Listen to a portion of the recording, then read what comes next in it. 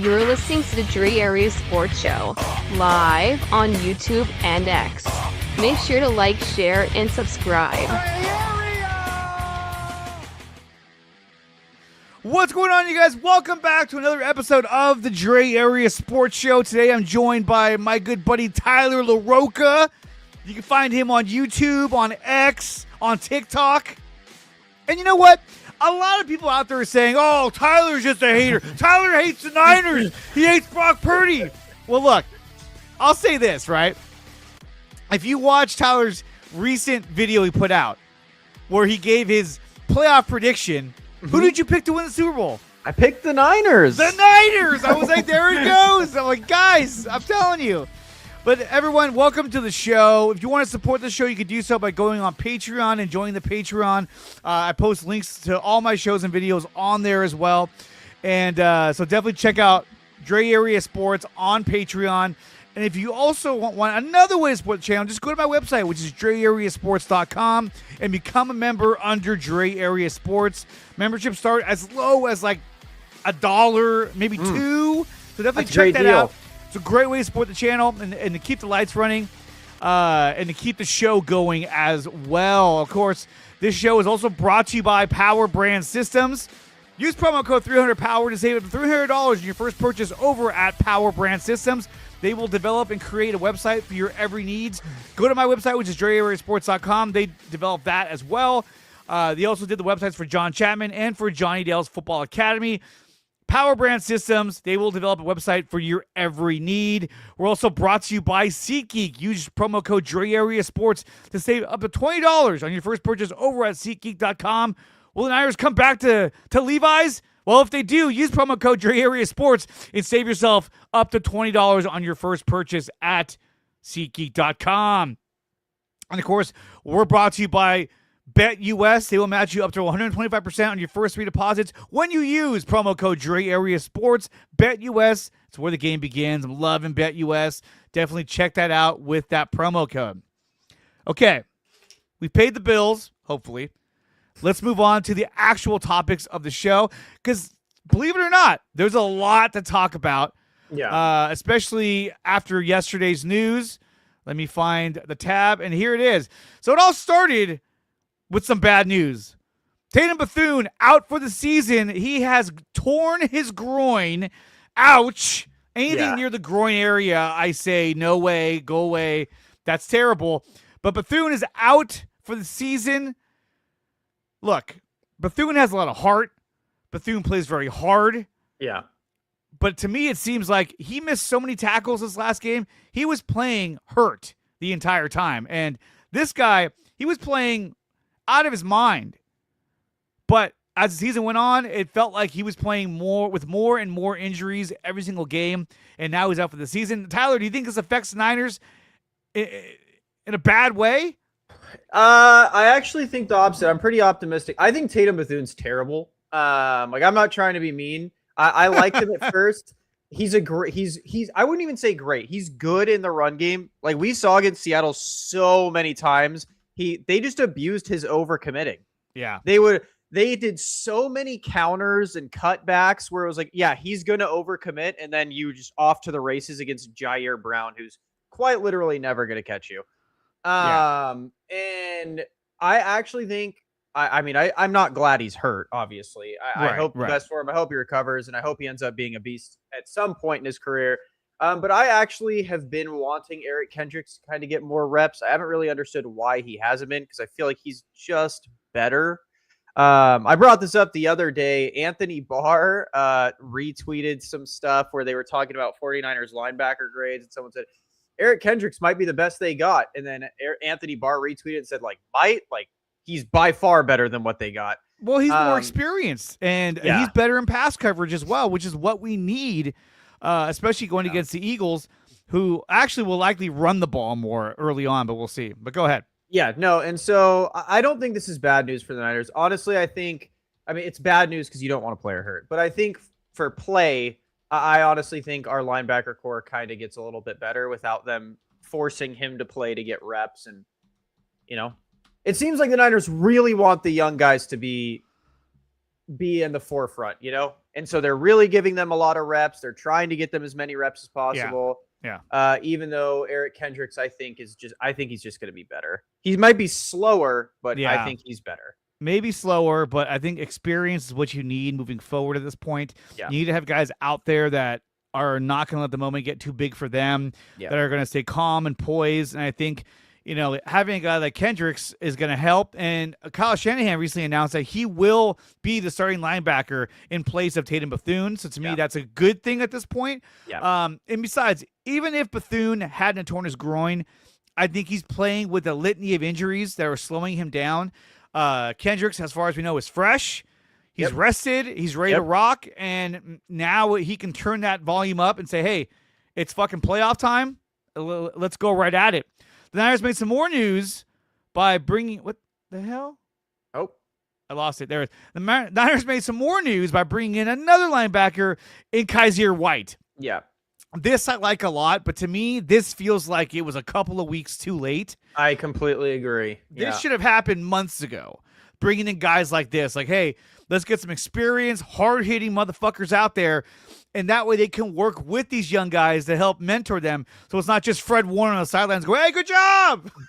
You got to have these guys out there. And plus, let's say you advance in the next round, and let's say, Fred Warner does come back. You got to have experienced linebackers at his side to back him up, because he probably can't go the entire game, even though he probably will try to. Yeah, I think you're going to have a tough time getting Fred Warner off not playing against Seattle. Yeah. But I like this. I completely agree. I said this when he was cut like a month and a half ago. I said the Niners should bring him in immediately. He is, in my opinion, he is better than D. Winters. He is better than Tatum Bethune. I think he may be slightly slower. Again, same thing. But he's also pretty bad in pass coverage. Don't get me wrong. Kyzir White, that was his big issue, is he's good at run, but he's bad at pass coverage. But I still think he's probably a little bit better than Tatum Bethune and D. Winters in pass coverage. I think they're both just truly awful at it. D. Winters got the great pick six, but I think honestly it was more of like people are like, oh, he faked him out. No, I think D. Winters saw him, was like, oh no, I'm so far behind, I might as well just stay here. Got a pick thrown his way. I don't think it was purposeful. I think oh no. When you watch a lot of my good buddy Johnny Dell, he did a breakdown of some of the things that went wrong, and he even showed a play where Tatum Bethune would have had an interception if he just would have trusted his instincts. Instead, he kind of shuffled his feet and didn't jump the route, and then Darnold threw a pass and ended up a completion for a first down. But he was in position where he could have jumped the route for the interception, which Fred Warner would have. So again, little things like that, I think, are playing against a guy like Bethune, who's very, very young. It's his second year, I believe. And, overall in PFF, he has a 52 grade ranking. Then that's not very good. No, he wasn't really. He was good when people didn't realize how bad he was in pass coverage. So they didn't test him enough. It was like the same thing with Siegel. It was like the second they started realizing, wait, this guy is absolutely horrible. They were like, oh, let's just pick on him. And they did the same thing to Bethune. Like, that's what's been torturing us in the past game. They're like, let's just run a lot of crossers and a lot of slants and a lot of cutbacks. Let's just get the linebackers involved. And the Niners just can't really. But to me, getting Kyzir White, getting Eric Kendricks, it almost feels like an upgrade, because now you've gotten experienced NFL caliber players at linebacker out there, which you didn't have for the past few weeks. I think D. Winters has done a good job, but with his ankle injury, I don't think he's going to be as mobile as they want him to be. And I think bringing him in as a rotational piece may be better, because then you don't have to, lean on Wallow and Luke Gifford, Curtis Robinson. Robinson was an inactive, healthy scratch. Yeah, dude, I want to see, I don't want to see Wallows and Gifford. No, I mean, I don't think they did either. And then when those guys went down, they were like, oh shit, looks like it's going to be Wallows. And that's the thing, man. It's just like, I think Does he swallow? I don't know. Yeah. Like, what the fuck, dude? Yeah, like that's my big thing, What's man. up, Bebop? Is you do I think they're gonna make the defense good? No. Do I think they're gonna make the defense worse? No. I don't think that, and that's Yeah. where my thing is like Yeah. where people are like, what are we gonna do? It's like, what do you mean? The defense is already bottom 5 horrible. It's not gonna get any worse. It's not gonna be like, oh, they're gonna pick on our linebackers. Okay, they picked on our linebackers before, so it's Yeah. not like it's anything special. It's not like Tatum Bethune. Dude, Demo was our best run stopper against He Seattle. was. There was Like, a lot of shit talk about Demo Lenore, but like when you look at his numbers, especially against Jackson Smith and Jigba, Dude, he had one played penalty. really good. Yeah, the he one had penalty. One penalty. And they were like, That's "Oh, it. he got him," but it was like if you watch the rest of his coverage on him, he locked him up. Fine. Yeah, he was fine. And this makes me wonder as well because what they started to do was, in the Seattle game, they started moving JSN over to Ronaldo Green's side and taking advantage of the big cushion he was giving him because, look, Ronaldo Green is not fast. He did not want to get burned deep. They had him playing way deep so that everything was shallow underneath. But I would have had Demo just following him around the entire field because if anyone gets rattled, it's Sam Darnold. And he didn't get rattled because, for one, we didn't get much pass rush on him. We never do because the Niners don't have a pass rush. That's not what they are right now. They did get 2 sacks, and they did get some pressure on him, not nearly as much as they needed to. But when you don't have that kind of pressure, you got to make sure that you do everything you can to take away his favorite target, and that's JSN. And every time they needed to go to him, they'd move him over to Ronaldo Green's side, and he'd find a sliver of light and make a catch. So that was and tough I to can't watch. even. And my thing is this: I can't even fully blame Ronaldo Green because I'll say this: I love Sala. Don't get me wrong, I love Sala, but Ronaldo Green isn't a Sala corner. He's not. No. And I don't even think Demo is. I think they are both what they were good at with Wilkes. Or not Wilkes because Ronaldo Green wasn't drafted, but with Sorensen, what Ronaldo Green was good at and what Demo's been good at is he's a press man corner. Ronaldo Green in college was a press man corner. Yeah. Now they are forced to play soft squat zone. Yeah. And neither of them are comfortable. They're both long-armed, physical corners that like to get in there. And when you have someone like dude, you saw replays of Demo's putting JSN on his ass every other play. Pressing him, throwing him to the ground, throwing him over piles. And I love Sala, but he does not let them play and I get it. Cover zero's hard when our linebackers and our safeties are as shit as they are. But when you're playing against Sam Darnold, I think you legitimately could have gotten at least a turnover if you just played cover zero once or twice, press cover 0-2, not like this stay off of them. No, let Demo press, let Ronaldo press, and send cover 0 because Darnold's going to make a mistake. He's going to make a mistake. And on top of that, you got to let the guys play to their strengths. Yeah. As opposed to saying, well, I want you to play to the strength of my scheme. And that's what I want you to do. I agree. I felt like they should have let them do their thing where they're most comfortable and be physical with these guys and slow them down at the line of scrimmage.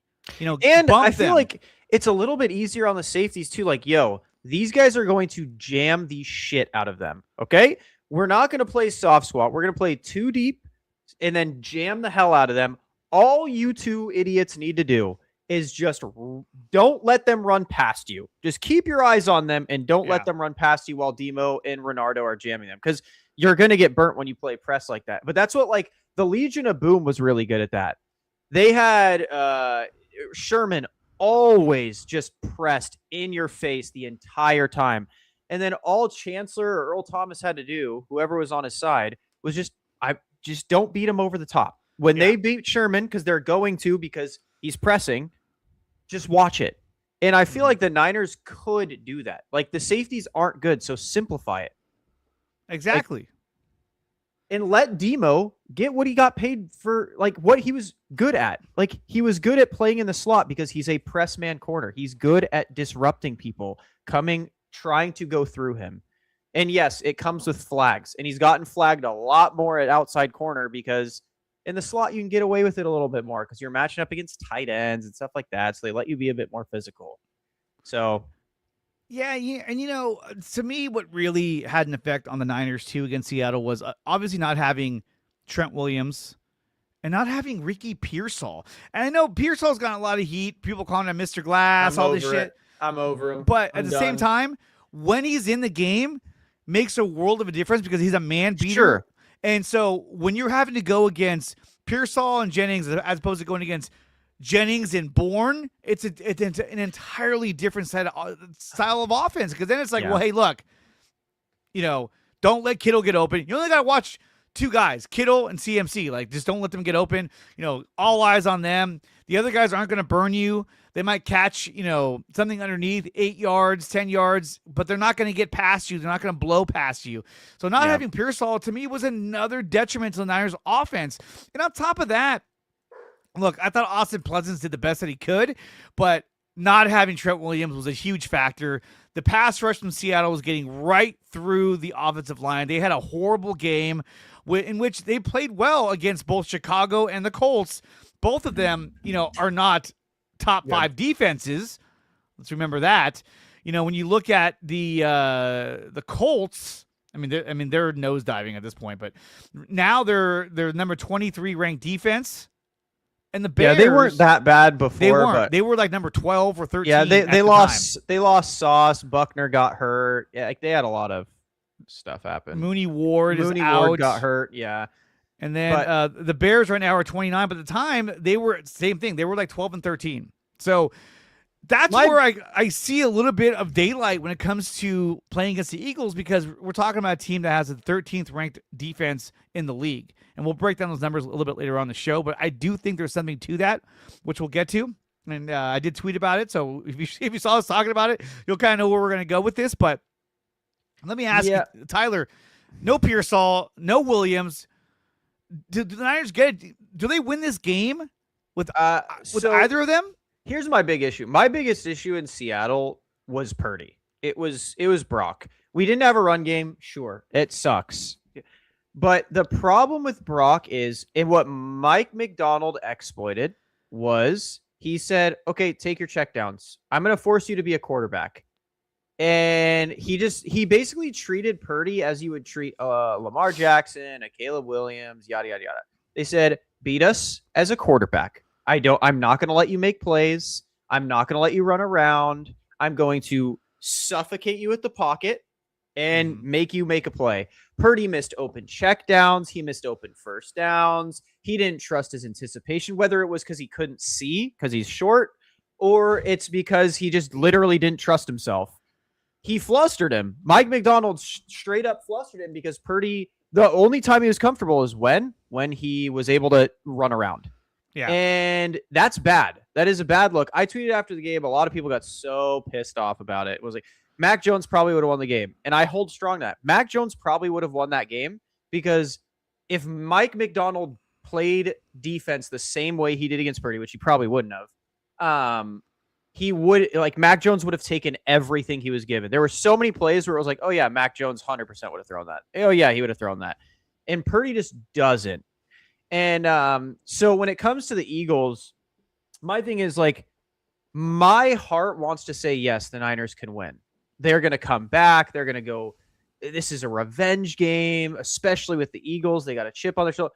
But in reality, it's like, all they got to do is do what the Seahawks did. Force Purdy to play quarterback. Don't let him be a playmaker. And Purdy doesn't look like he knows what to do. Like, Mac Jones, genuinely, I think, when it's coming to just like standard robotic hit this, is just better. Purdy's much better when he has the freedom like he did against the Colts and the Bears to run around and make plays and play against bad defensive lines. Yeah, Purdy's going to ball on you. But you're playing against a defensive line with like Jalen Phillips and stuff. You have Zach Bonnet back, or you got Jalen Carter coming up the middle. Like, you're not going to be able to dance around this defense. You're going to have to play quarterback, and I just don't think Purdy likes doing that very much. See, I don't put this game on Brock Purdy, not because I'm just like a Brock Purdy stan. For me, the offensive game plan was not precise enough to beat the Seattle Seahawks. And I think that Mike McDonald, like you said, schemed up a great plan to confuse him and to pressure him and to keep him in the pocket. Not only that, but they couldn't run the football. You're talking about McCaffrey had 8 carries for 23 yards. Yeah. Brian Robinson had 9 yards. Purdy had 21 yards. So they completely took away the running game. And I don't think Purdy's the 100% issue. I don't 100% blame him for Right. sure. Like, because he didn't play like terrible. He just played bad, in my opinion. But yes, I think they should have definitely started, I don't know, trying to move things around. Start running zone reads with Purdy. Start doing anything. Like, try and change it up a little bit. But I put a lot of the blame on Purdy because that right there, they didn't scheme well. If you watch it back, there are so many plays where people are wide, butt naked open, like just standing there like, yo, I am right here. And Purdy just can't see him. He can't see him, he doesn't trust it, or he's just too flustered. Like, I saw him run into multiple sacks. I saw him on a 4th and 1 not hit the easiest first down I have ever seen in my entire life. And then on the 3rd and long, he had Christian McCaffrey wide open with 15 yards of space, and he runs into a sack. It's just, there were so many plays where he's just, it's just, you want like it. It's where I thought he did a really good job against the Bears and the Colts with it, where he started getting more like Jimmy and Mac in his brain. Like, okay, I don't see anything quickly, I'm getting it to my check down. Oh, I don't see anything quickly. He did it really well in Cleveland. Don't see anything really fast, hit the check down. I don't see anything, hit the check down. And for whatever reason, when he played against Seattle, it seems he forgot that completely, where I didn't like it. Yeah, it really felt like the game plan was to attack them downfield. Yeah. And it looked like Purdy was trying to drive the ball downfield way too often than he should have. With the kind of pass rush that they were putting on him and a lot of 3rd down blitzing because it was a passing down. They exploited the fact that Austin Pleasant was on the left side. They brought more pressure to that side. They were, the offensive line in general was highly ineffective against this pass rush. But on top of that, it felt like in the second half, the Niners needed to change their game plan and go with a quicker offense. Yeah. Use the check down, quick outs, get rid of the ball as soon as possible. How do you fight back against a pass rush? You run screen plays and short passes to get rid of the ball. Instead, we kept seeing Brock drop back, hang on to the ball for way too long, looking for his receivers, and then all of a sudden he would get sacked or he'd be forced to throw it away.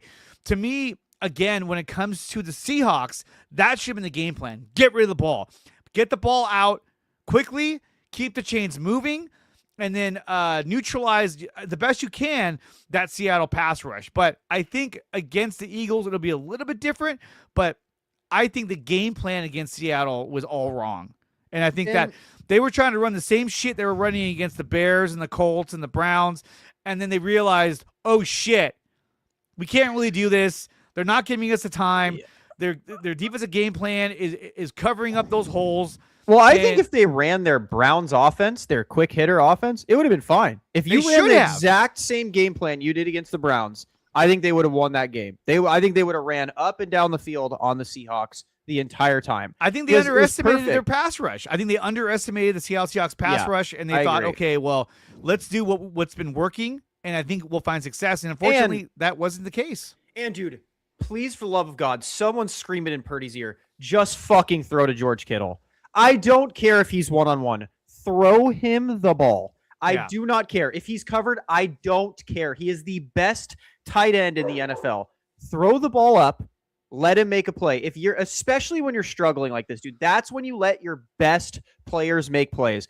We're struggling. I ain't got shit. I'm throwing it up to George. If it's picked, don't care. You tried. You gave a chance to George. Our offense isn't moving. Throw it to George Kittle, man. And I hate that we don't. We have a player that is so phenomenal. Like, forget Ricky Pearsall. Forget Jawan Jennings not being able to get separation. Forget Demarcus Robinson being old and slow. Brother, we have George. Just throw him the ball. Like, I don't care when you are stressed. And that's the only thing I liked about Jimmy. When all else failed, Jimmy was like, I'm just going to throw to Kittle. Like, everything else is failing. I'm just going to throw it to George.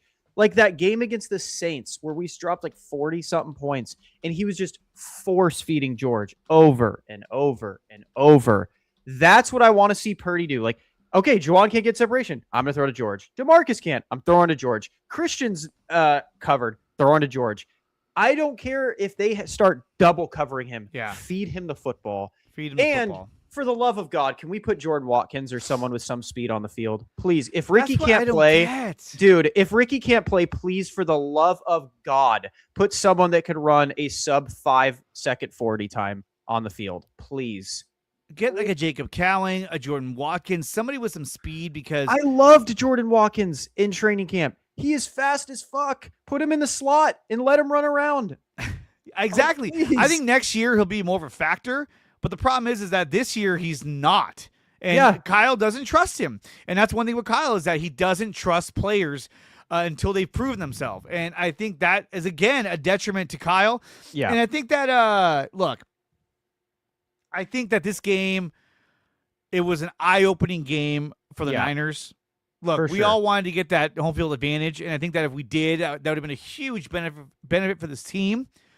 Do I, think our this team is chances- bad? I don't think this team is bad at all, but I think that when you're going against arguably the best defense in the league, this is what happens when you're not fully prepared to go against a defense like this. I mean, when we look at Seattle, right, they're number 10 in passing defense, but they're number 3 in rushing defense. And also, something that I had said on X and I was saying on a lot of my live streams was that this game was all about third down. Niners had the number 1 third down offense. Seattle has the number 1 third down defense. I said it before the game. I posted this on X. I said, whoever wins the battle of third down will win this game. Mhm. Now, it wasn't like Seattle came in here and blew our socks off. They only won 13-3. Yeah. And I again, mean, they should have. They should won have. by a lot more. but the yeah. defense actually played well. Now, again, we talked about this. They treated Sam Darnold like he was Jimmy Garoppolo. It was like, don't ask him to do too much. Ask him to hit a receiver here and there, hand the ball off, keep everything short. They did not ask him to do much because they didn't have to, because the defense kept forcing the Niners to go 3 and out. So it was really hard to watch because all they really were trying to do was run the ball, hit JSN, on third down, and keep the sticks moving. And they won 13-3. So to me, it wasn't as much as an impressive win for Seattle, but defensively, they took Kyle Shanahan completely out of the game. Yeah, I'll say this. I think if the Niners beat the Eagles in Lincoln, they're winning the Super Bowl. I'm not going to lie. This is that kind of game. Like, I think if the Niners can somehow beat Philadelphia, who is significantly more talented than them right now, it's not even fucking close. Like, I was going through this position with position.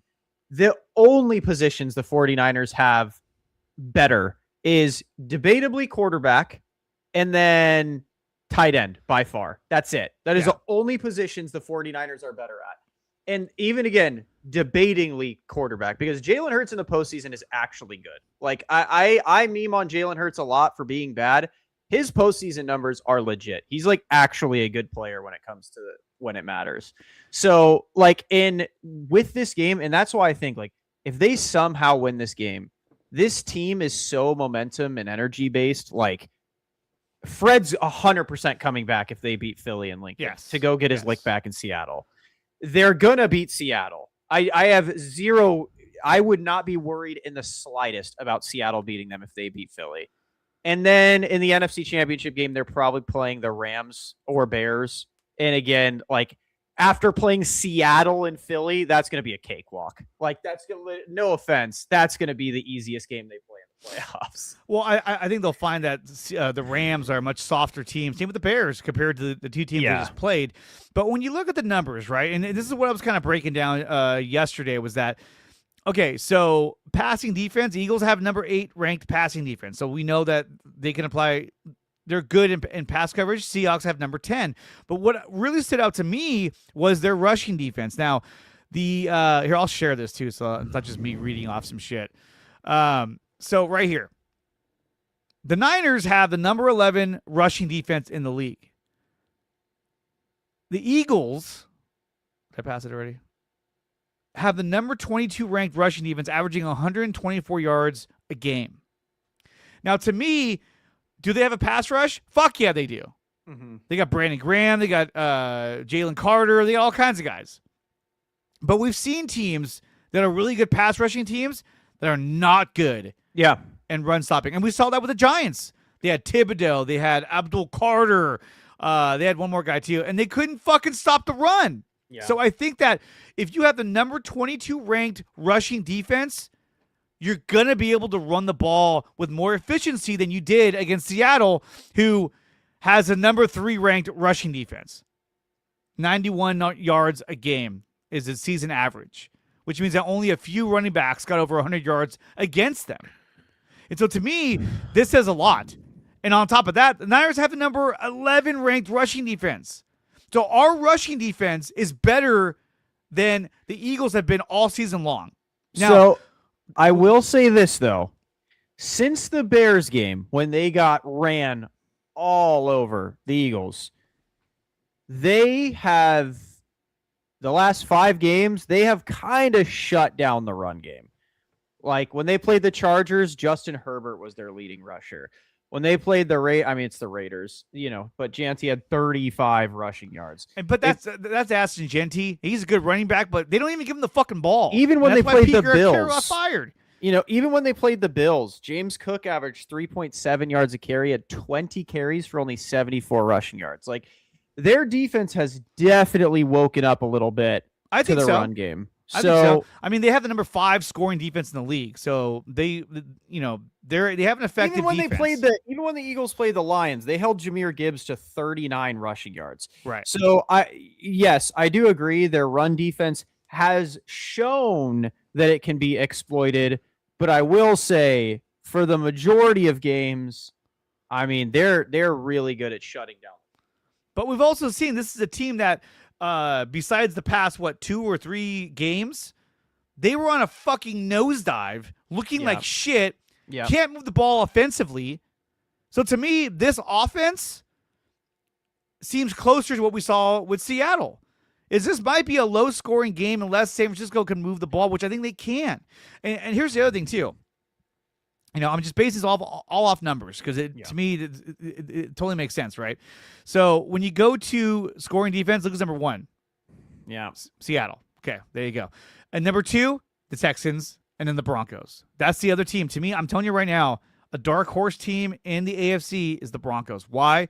Because they have a stellar defense. Yeah, they have Bo Nix. I'm not worried about it. It's like when the Niners went there in 2019. Exactly. But I'm saying to get through the playoffs. Oh, for sure, defense is, and everyone's like, I think Josh Allen's going to take it. If that defense gives Josh Allen problems, Josh Allen, okay, we see all this shit about Josh Allen. He had a chance to win that fucking game the other night, and he fucking threw the 2-point conversion. It was a horrible pass. Yeah, I did see that. I felt he shit the bed. Yeah, that was one of those ones where you hate to see it. You do. Okay, red zone defense, the Eagles are number 9. Seahawks number 5, right? Then you look at the third down defense. To me, late in the season, this is the biggest category. Seahawks number 1. So I knew this was going to be tough for San Seahawks Francisco. are very, very good on third down. Okay, so now we look down. Okay, where are the Eagles at? Eagles. There's a Niners, number 19. Eagles, number 21 on third down defense. I'll say this, though. Where were the Eagles ranked in rushing defense? 21. I think a lot of this has to do with rushing defense, because if your run defense is good, it's kind of how the Niners wanted to formulate it, right? Why they drafted Michael is they wanted to shut down the early down runs so that you're in 3rd and long, 2nd and longs. Mm-hmm. And the Seahawks, that's what they're really good at. They'll stop the run, get you in 2nd and 11, then you have to make a throw. If that throw doesn't go well, you're in 3rd and super long. And I think the Eagles, because their run defense, like you said, isn't very good, those first down runs hurt. They hurt. It also is a case where you may see the Eagles fall victim to a lot of play action because they're so overcompensating to try to stop the run when you see McCaffrey in the backfield that a play action will give them more separation and allow the Niners to move the ball. I think in this game, this could be a case where early on, everyone's jacked, the crowd's excited. It's harder for the Niners to move the ball, but as the game goes on, I see San Francisco being able to move this football much easier than against Seattle. Seattle has an outstanding defense that's coached so well. And I thought that Seattle's offense honestly looked like shit. They only scored 13 fucking points against a defense that gave up how many points to the Colts? 27. How many points to the fucking Bears? What was that? Like 38 or some shit? Yeah. Like, so again, to me, the Seahawks deficiency is their offense. When you look at the Eagles, what's their deficiencies? It's really, it's been offense lately. Yeah. When we look at the offensive numbers, right? Niners have the number 7 ranked offense. Eagles, this is just overall ranking too, so this is not just like individual. The Eagles, I must have right here, number 24 ranked offense in the league. So, and then again, rushing offense. Where are the Eagles at? I don't see them. I don't know. I know they've not been good running the football. Number 18 in rushing offense. Yeah, Niners their offense is very bad.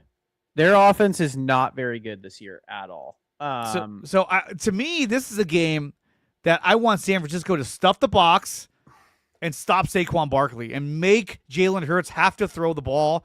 It's all, to me, it's all about containing Saquon Barkley and containing Jalen Hurts in the pocket. Don't let him escape. Don't let him try to run. Contain him and make him have to throw the ball, which is what they kind of did to Brock Purdy.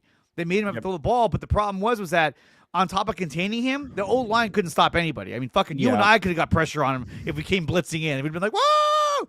It was bad. It was so bad. But passing offense, Niners have number 5.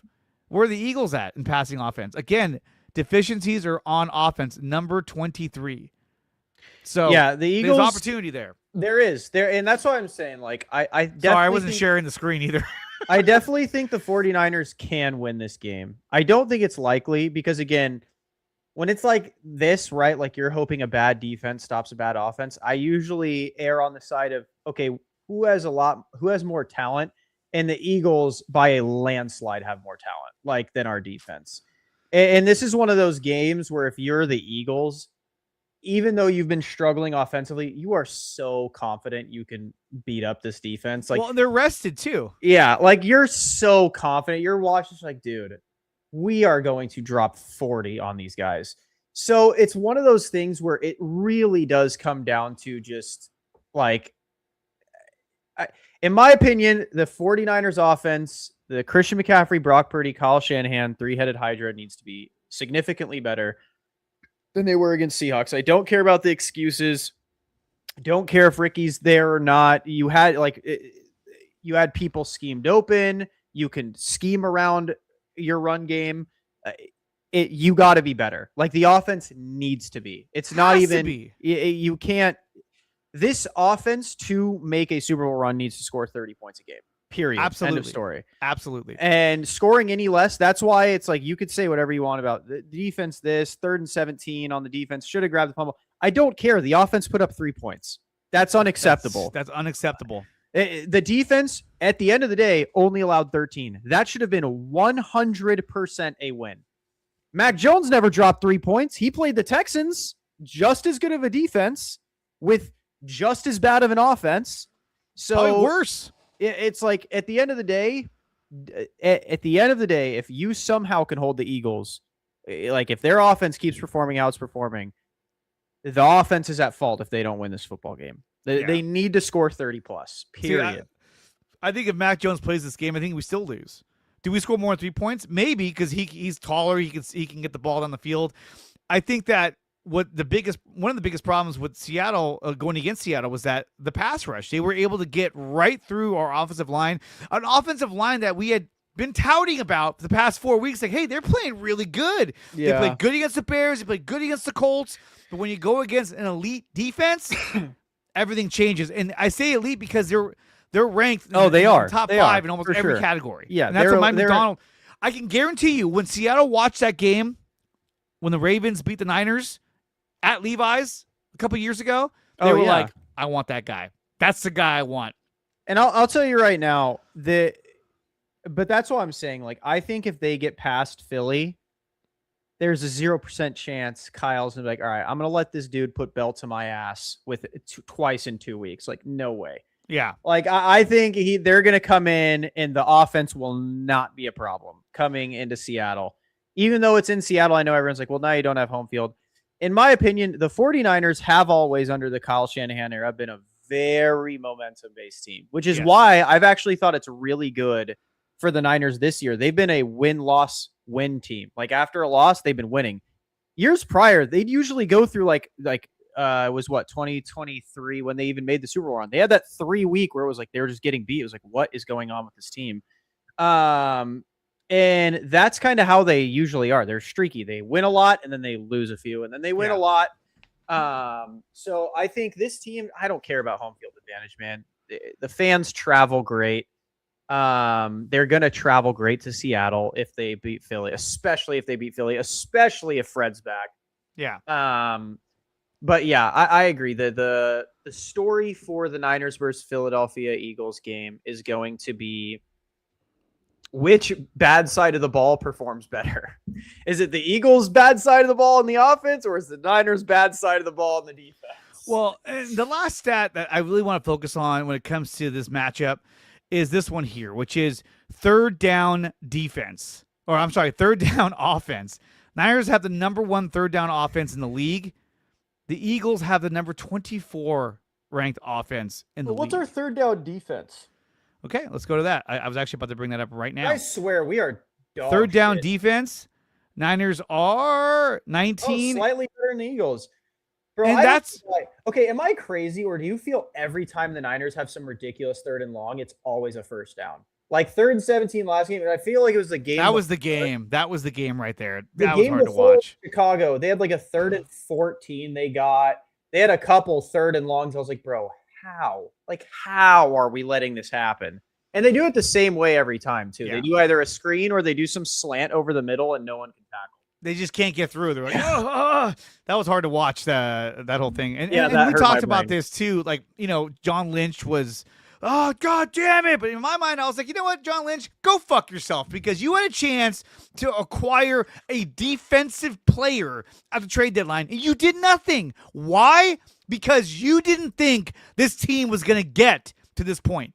You didn't think this team had a chance to get the number 1 seed or even in the playoffs. You thought it was a slim margin. And because of that, it's burning you.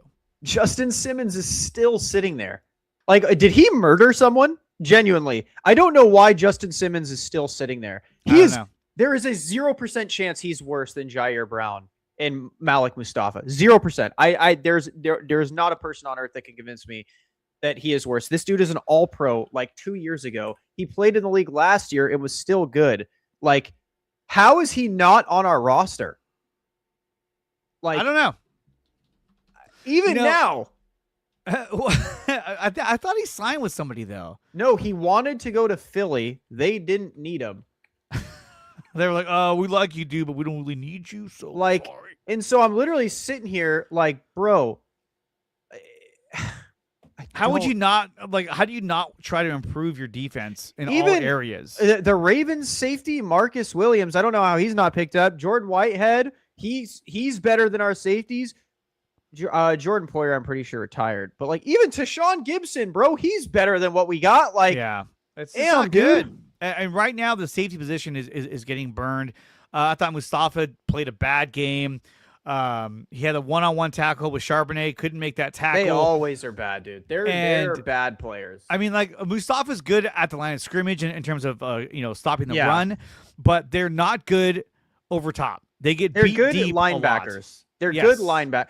And here's the thing, bro. That I'd be fine with that. Say you want Mustafa to move down to backer, and then you put like a Justin Simmons behind him. Cool, fine. Let him play Jamal Adams' position. But, dude, they are the worst safety duo in the NFL. It's not even close. They are terrible. And when people are like, oh, put in Siegel. Bro, Siegel is just as bad, if not worse. It's just He's that's why he's not playing anymore, because he was getting beat because his pass coverage was not good.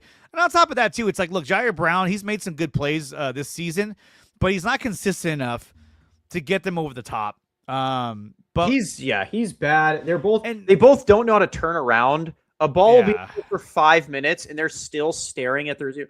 Like, dude, turn around. Like, there's just a lot of inexperience on defense, and you can see it. Like, guys are getting schemed open, and the Niners defenders are just not knowing what to do because of lack of experience. So I think getting Kendricks, getting White is going to help because they're experienced players. They know what the fuck they're doing. But again, we're asking guys that were on the couch to come in and save our season, save our defense. It's a lot to ask. And can they do it? We'll find out this Sunday. But I feel like those guys are better experienced. I think it'll look better. Get the job done. Yeah. What do you think about Trent? Is he going to play? I think he don't has know. to. I think he has to play. I think he does. You need Trent. Ricky, I doubt he'll play. That dude is a China doll, and even if he does, he'll go out like a play or two in. I mean, like, how many plays have we seen where he catches the ball, gets tackled, and he goes limping off the field? Yeah, it's like, oh my god. And that's my thing is like the future, because most likely, let's just be real, most likely they're gonna lose the Eagles.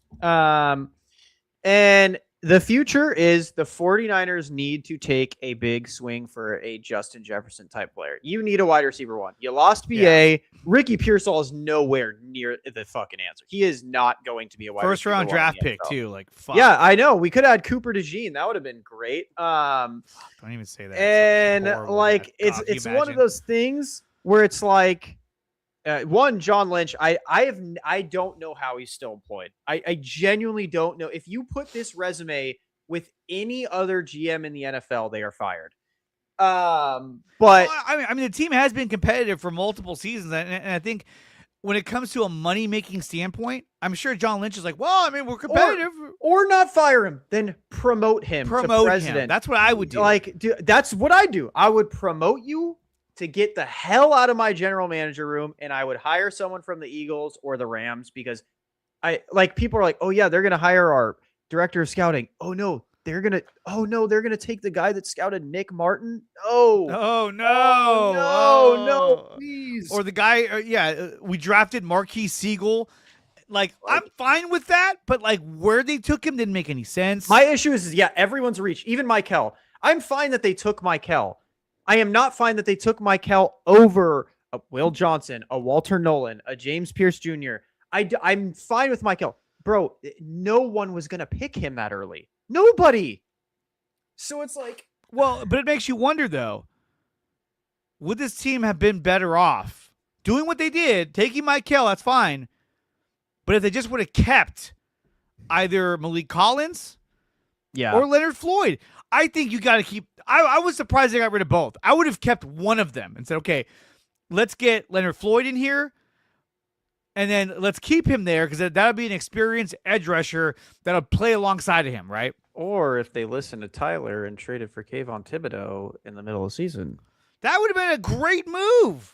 A lot of people were saying, go for Thibodeau. Everyone was saying, go for Hendrickson. I was like, no. Don't go for him. Go for Thibodeau. Hendrickson, injured. Thibodeau, fine. Well, they were like, for Thibodeau, they're going to want a second-round pick. Fucking do it.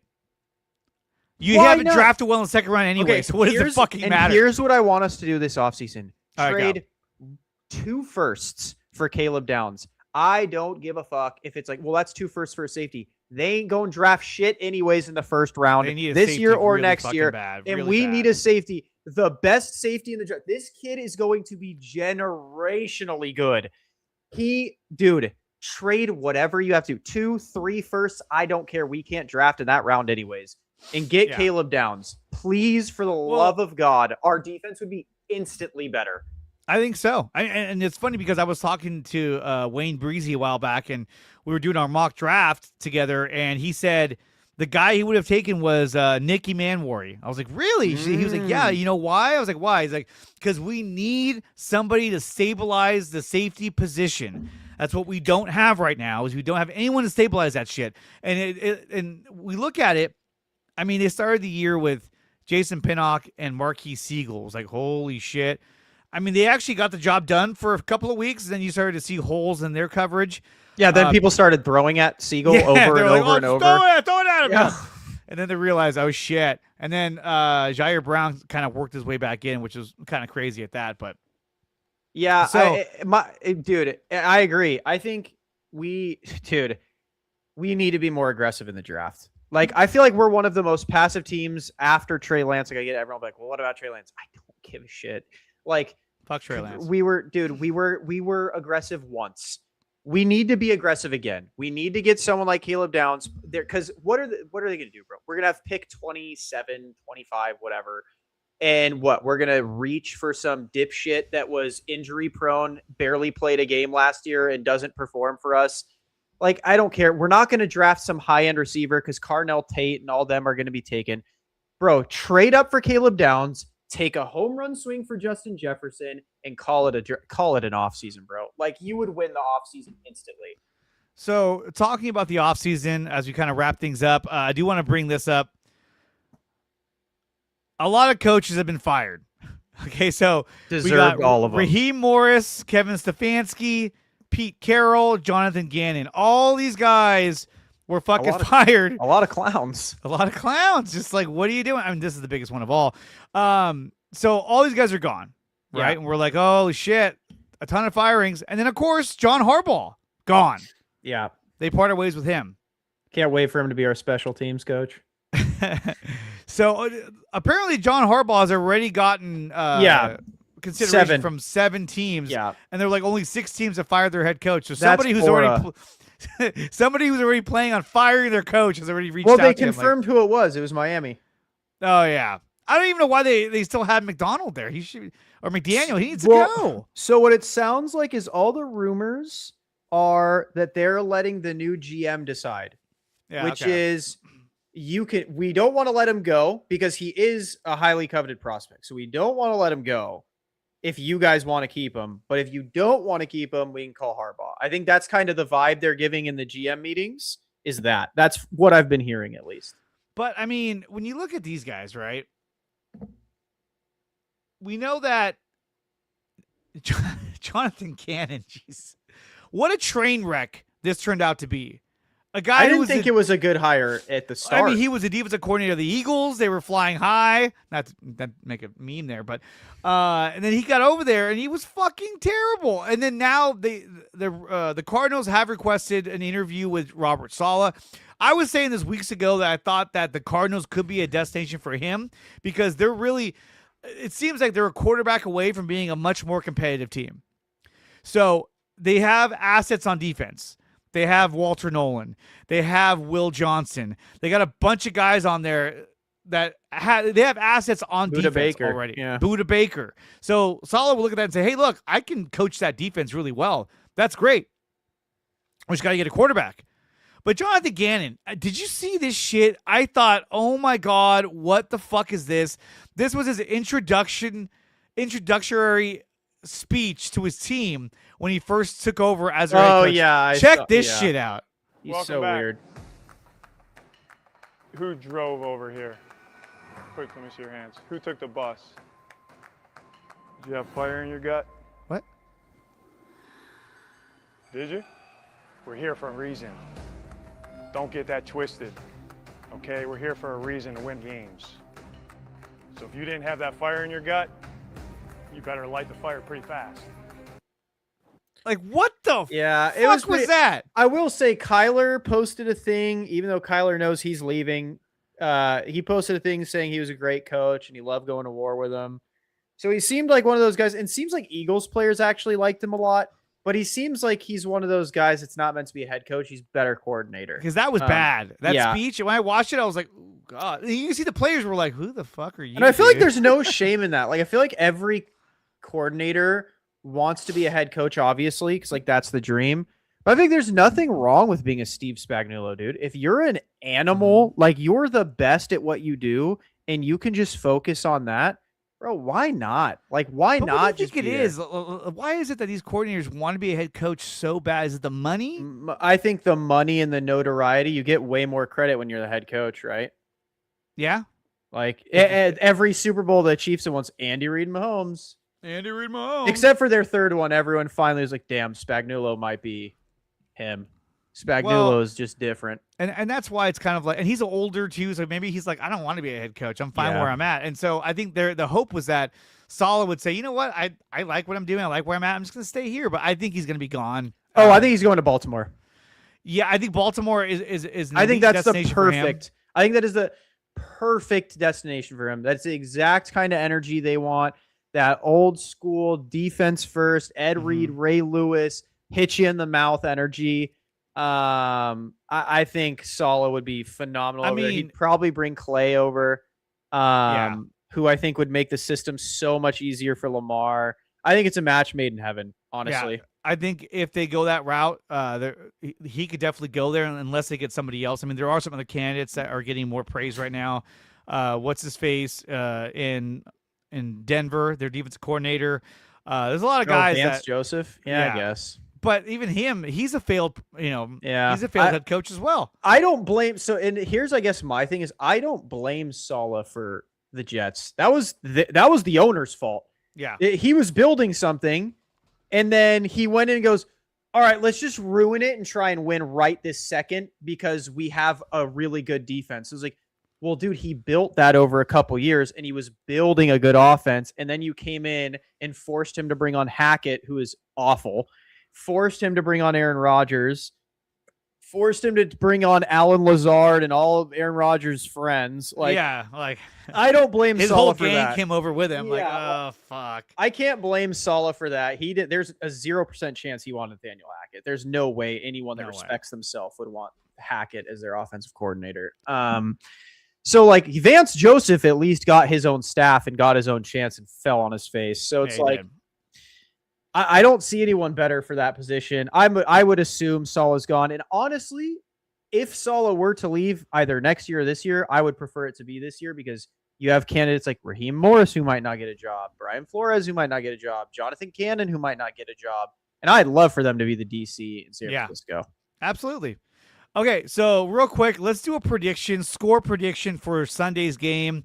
Niners against Eagles. I'm predicting the Niners are going to win this game. And I know some fans may say, hey, I don't know. But no, I really do feel like Niners can pull this off because offensively, they are a lot better than what they showed against Seattle. I agree. And so I think this is going to be a game where the Niners do score a lot of points.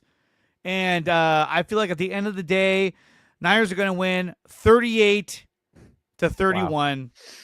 Niners, Yeah. they will move on to face the Seattle Seahawks in the divisional round and the return of Fred Warner.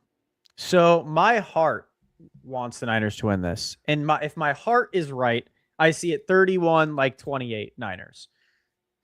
But my head is like, there's just no way. There's just too much injuries, not enough talent. And my head is like, the prediction I keep throwing out is 24-10 Eagles. You're Could in be. Philly. It's just such a hard ask to ask the 49ers to go into Philly and pop off after such a demoralizing. Even Kyle looked demoralized. If Kyle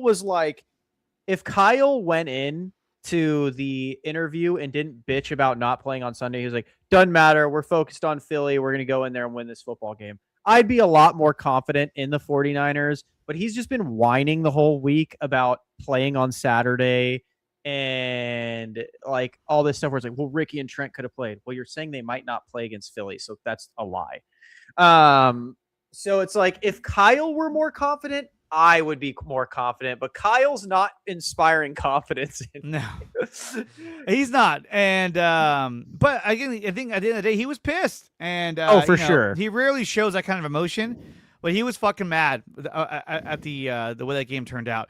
But like I said, I hope they do, dude. I hope Purdy 5 touchdowns, head tops this team. You know what I was telling Grant though? You know what we needed, Dre? This is the key to victory. Purdy needs to Dougie. he didn't. He did it. last He's week. still undefeated when he Dougies. I was telling Grant this. I said it like this. Bro, if you can't get the offense fucking moving, right? Say it's halftime, we got like 3 points.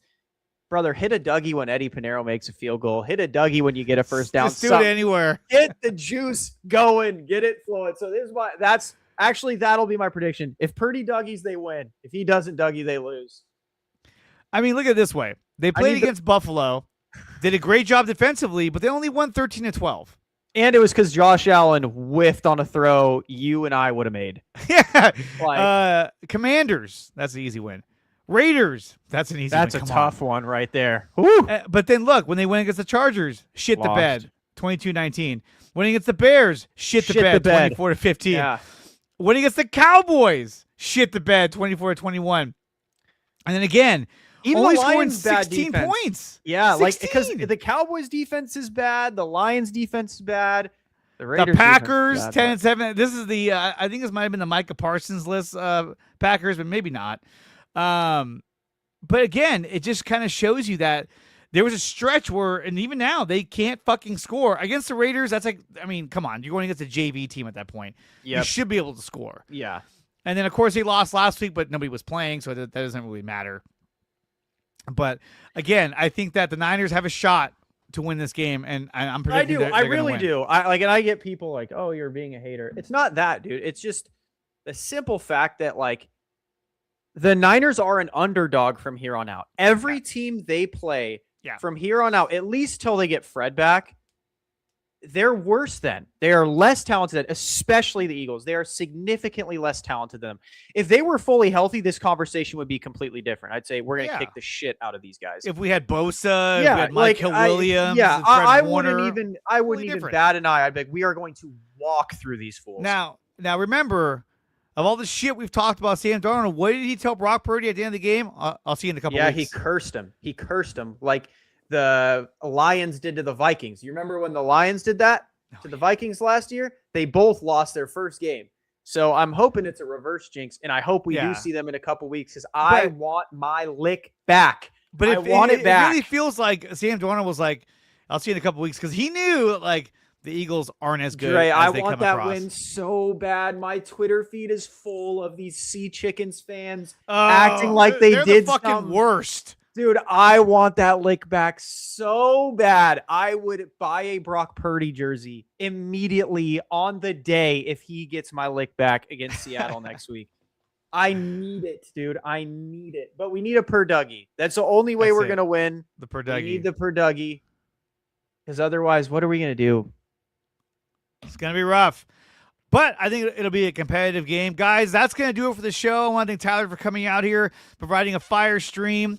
Guys, remember that this show is brought to you by Power Brand Systems. Use promo code 300POWER to save up to $300 in your first purchase at Power Brand Systems. SeatGeek, use promo code DreAreaSports to save up to $20 in your first purchase at SeatGeek.com. And we're brought to you by BetUS. They will match you up to 125% in your first 3 deposits when using promo code DreAreaSports. BetUS, it's where the game begins.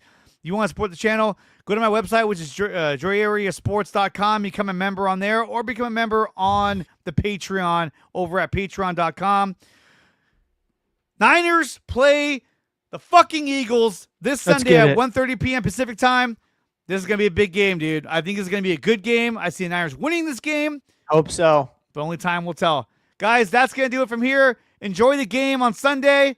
Make sure you share, like, and subscribe to this channel. Smash the like button, because why wouldn't you want to? Fuck, really? And with that being said, we'll see you guys next time. You're listening to the Dre Areas Sports Show, live on YouTube and X. Make sure to like, share, and subscribe.